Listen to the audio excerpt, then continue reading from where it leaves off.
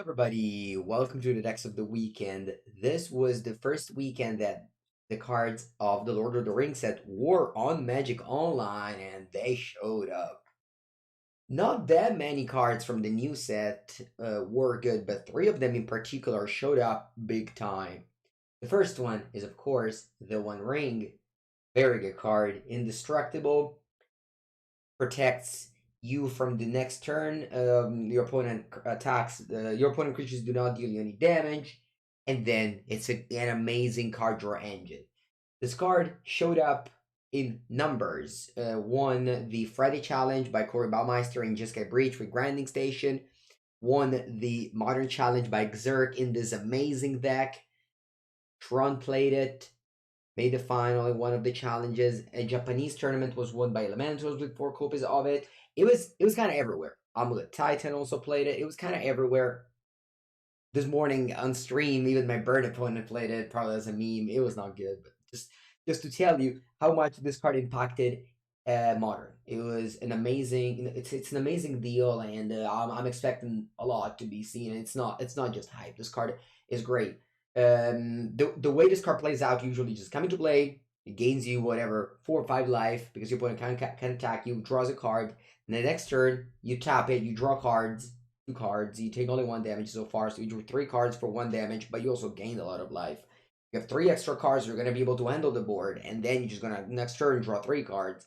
If the damage is getting too heavy, you can play another one and get away with the first one. The other 2 cards that are showing up in numbers are Orchish Baumeister. This is also played in Rakdos Scam. This morning I streamed with this, with Rakdos Scam. I'm gonna play this deck tomorrow. And of course in Legacy as well. This card was very popular. And finally, Delighted Alfling. This card showed up in the 4-color Omnath decks in Modern, and of course, as we expected, it showed up in this Yugmoth deck. So this deck list in front of me is from Xerk. He's an extremely talented player from Poland, and I've already showed you his deck a couple of weeks ago. It was a thing with Arbor Grazer, which I don't think it turned out to be that good, but this one also, it's kind of a weird list.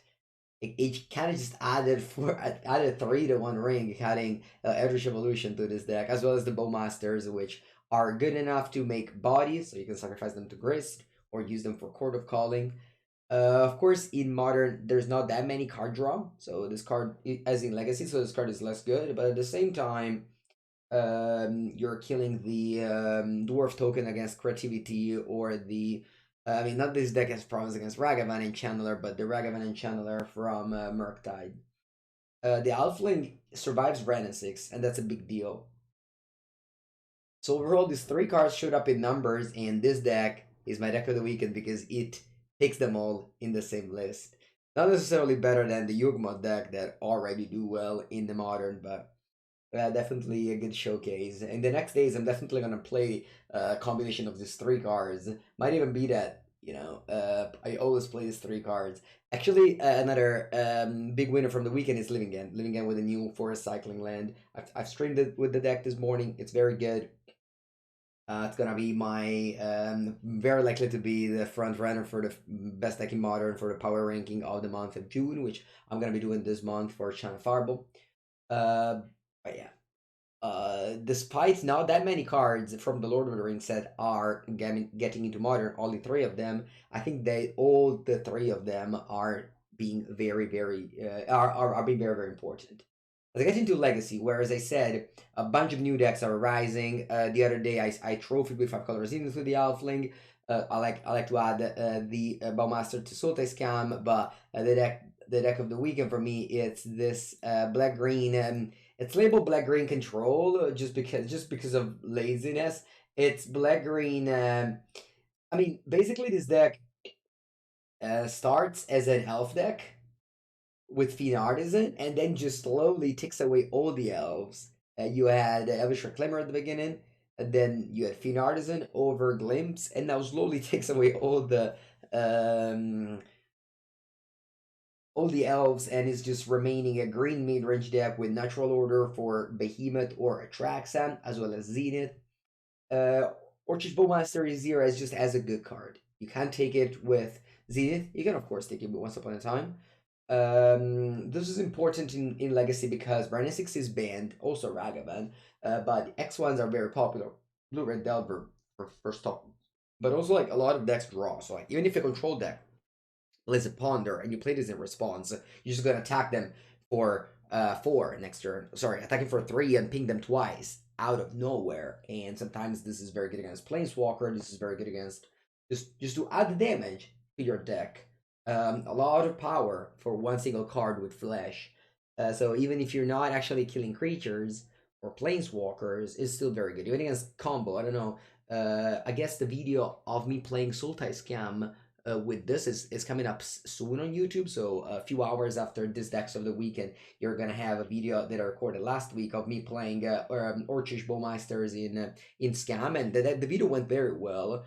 You will definitely, if you like Legacy, make sure to check it out and play against, I don't know, Show and Tell. And I played this card on turn 2, and like on turn 4, I'm attacking for 6 because they played the Brainstorm at some point, and I played this in response. Or, you know, because you kind of have to play Brainstorm. It's not that your opponent has mana up, you just can't do anything. This deck has mana up to do things like Reclaimer or even Once Upon a Time. So this card is definitely very good, and this deck in particular is interesting. Interesting because not something that I would particularly typically say, oh, this deck is good, but this deck won, I think I haven't mentioned yet, but this deck won the Energy 5K in America. A lot of players over there. I believe it was 7 rounds of Swiss. So yeah, definitely a lot of players, and it's cool. It's cool. I enjoy this deck a lot. I'll definitely be playing it probably for Channel Fireball in the next days. So yeah, stay tuned for some Legacy videos. Let's wrap things up with Pioneer. Despite I don't play Pioneer that much anymore after the regional championship. I want to shout out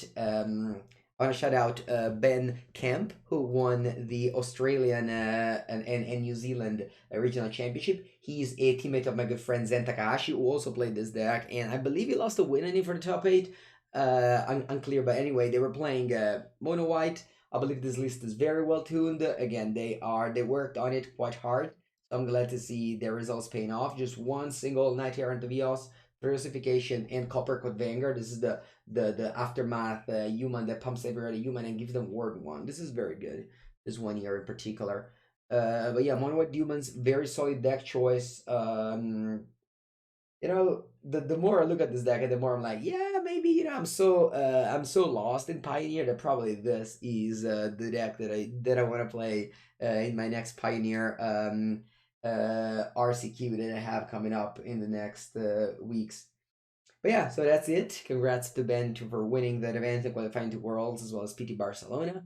That'll be it for me for this weekend. Again, um, subscribe to the channel so you don't miss my daily league of Magic Online, usually Modern, sometimes Legacy, Pioneer, Pauper. I differentiate. But yeah, leave a comment, say what you like to me to play in the next days. Have a good one.